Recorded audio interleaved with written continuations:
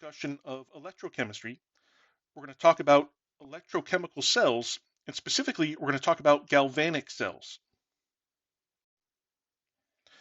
So, in redox reactions, we're transferring electrons, and an electrical current is the flow of electron charge.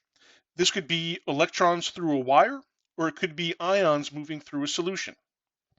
So, if we consider this redox reaction between copper and silver ions, the copper is being oxidized, it's losing electrons, and the silver is being reduced, it's gaining electrons.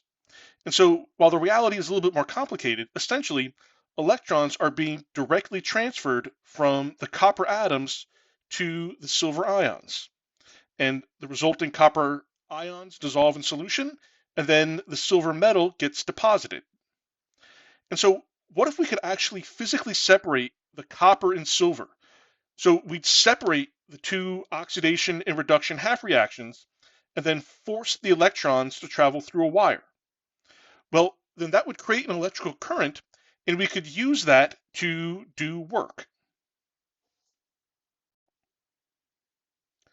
All right, so electrochemical cells allow us to physically separate the half reactions involved in a redox reaction.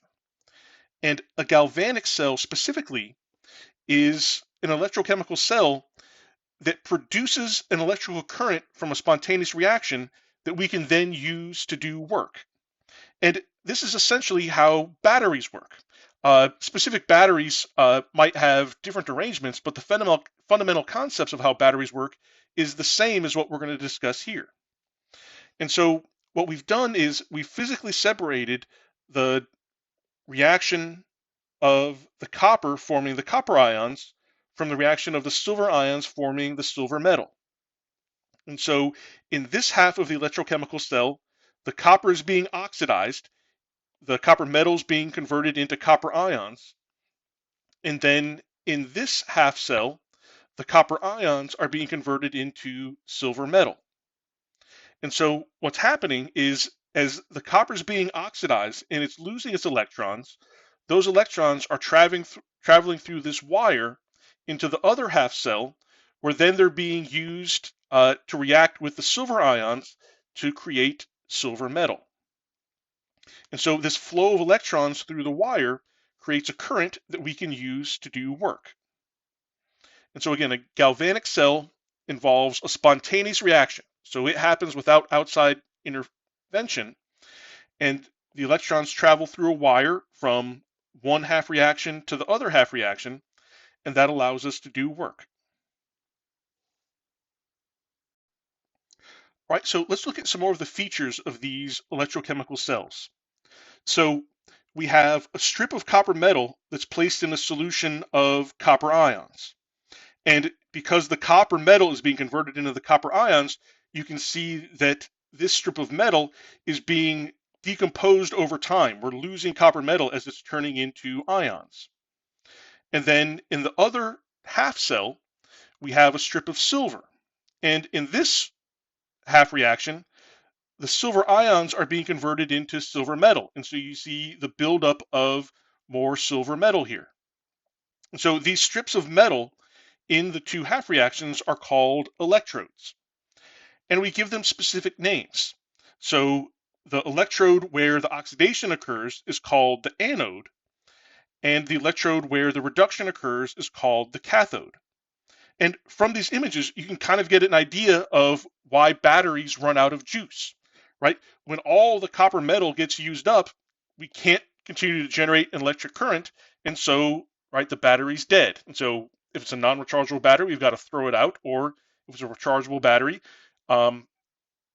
we can actually force the reaction to go in the other direction, which is not a topic for this video, but we can, in essence, recharge the battery.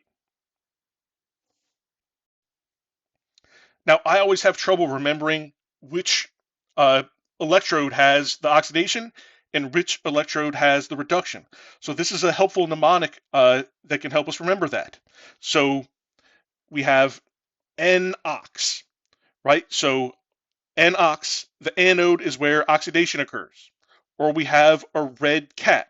So the cathode is where reduction occurs. You don't need to remember them both. As long as you remember one, you can figure out the other one. I like the N-ox. So the anode takes place, or the anode is where oxidation takes place. But the red cat, also helpful. Another important feature of electrochemical cells is what's called the salt bridge that they've drawn here in this schematic. So without this salt bridge, once the redox reaction started and we started transferring electrons from the anode to the cathode, we'd very quickly build up a lot of negative charge here as the electrons were being accumulated here, and we'd generate a positive charge here as the electrons were being removed. And as a negative charge was built up on the cathode, as more electrons tried to move through the wire, they'd be like, oh no, I don't want to do that because this cathode is now negatively charged. So the salt bridge allows for ions to travel between the two half reactions. And so in this example where the ions we have in the salt bridge are sodium ions and nitrite ions, by having this salt bridge, the nitrate ions can remove the negative charge from the cathode half reaction, and so the nitrate ions will move through the salt bridge into this half reaction. The sodium ions can move in the opposite direction, and this allows us to complete the circuit, and so now the flow of negative charge can continue on and on and on, at least until we use up all of the copper in this half cell. And so the flow of negative charge will go through the wire, so the electrons move through the wire, and then the ions can move through the salt bridge to complete that circuit, and we can continue the flow of electrons through the electrochemical cell, and we can continue generating the electric current. All right, so in a galvanic cell, we convert the free energy change of a spontaneous chemical reaction into electrical energy that we can then use to do work. And so you can very much think about this as sort of being like a hydroelectric dam, where the copper in our example has a high potential energy and the silver has a low potential energy. And so the electrons want to move from the copper to the silver. And just as when water moves through a hydroelectric dam and spins turbines, in this case, the electrons are moving through a wire from the copper to the silver. And as the electrons move through that wire, we can use that electric current to do work.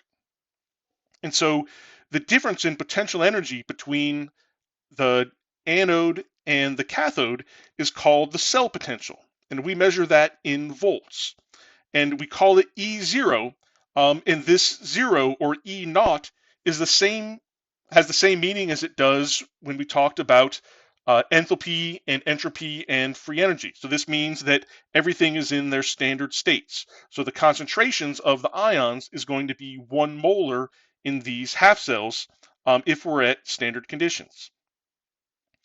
And so the larger potential difference between the anode and the cathode, the more work we can get out of that chemical reaction. And so we would represent the cell potential like this. So for this particular redox reaction, the cell potential is 0.46 volts.